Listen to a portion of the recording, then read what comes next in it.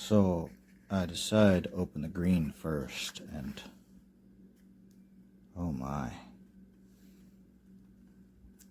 Is the camera doing it justice?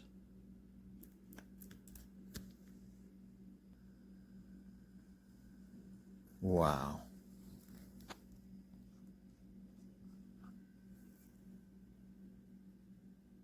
Now I wonder what the red one looks like.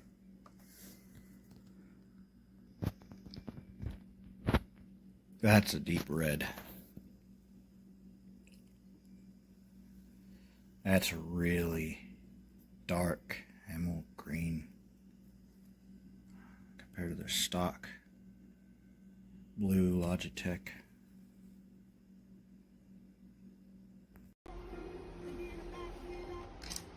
So there's the ball, and there's the mouse. It works seamlessly, no issues at all. And it's pretty.